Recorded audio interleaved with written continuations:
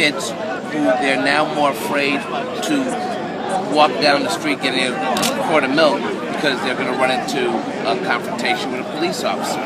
So we've got to mend this and change this so that our children can walk on any street and not feel that they're going to be profiled. I have talked to teenagers all over the city, and they are telling all of us, they have put us on notice, they don't feel safe. But how ironic it is that they don't feel safe because they think they're going to get thrown up against a police car. And obviously that is not sustainable in this city. And that's something that we have to come to terms with. And this case today is a national symbol of what is wrong in this country right now. We got to bring people together. That's what Dr. King was all about. And that's not what's happening here. So I was, very early on, one of the first elected officials who looked like me, who said, look, we can't sustain this. We can't profile kids. I have 2 young boys. And the one thing I don't worry about in their future is getting stopped because of the color of their skin. That's madness. And yet there are parents of African American Latino children. You know that is their fear. And we've got to change that in this country. What was your personal reaction to the verdict you heard last night? It was sickening. It was just sickening. And I thought about his family.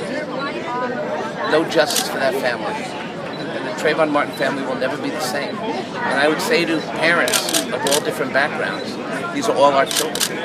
We're not going to, it may be my kid or your kid, but in this city, we've got to watch out for all our kids. We're just not doing a good job with that. You think Ray Kelly should be reappointed by the next mayor? Well, I think that's up to the next mayor. I'm running for control.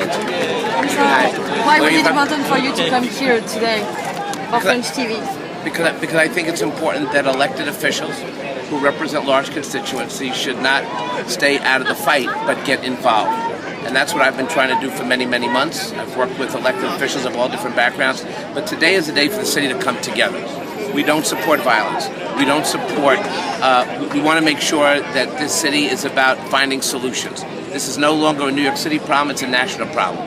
And while we appreciate people who speak out, we've got to change the policies and the direction of this country because we have to protect our children. These kids, Trayvon Martin to me, is a child, right? He's somebody's son. And we have to be mindful of that today because we have to watch out for all of our children. How can you change things? Excuse me? How can you change things? We've got to get people to understand that we demand of our elected officials and our justice system a better understanding of profiling and discrimination. We cannot put forth policies that jeopardize innocent children just because of the color of their skin. We can't have that in this country, and we've got to do a better job getting out there and changing policy. Some of it is getting involved electorally, some of it is through peaceful protest, some of it is through education, some of it is to make sure that our children understand that they are going to be the future leaders and they have to speak out as well. This is something that we should do. I grew up in Washington Heights back in the 1970s. I grew up in a neighborhood where we all got along, and none of us thought that we were different from each other. And right now, too many people in this city look at a certain segment of the population and suspects them of doing something that is only walking down the street. That is not a crime. Being black and walking down the street is not a crime. It's not a crime. We should never say that it is. And that's what this issue is about. So we should be emotional and angry, but we also have to say to all of the people in the city, we've got to come together through our churches, through our organizations, through our synagogues, and fight very hard. Thank you. In light of stop and frisk, New York Observer, my name is Gideon.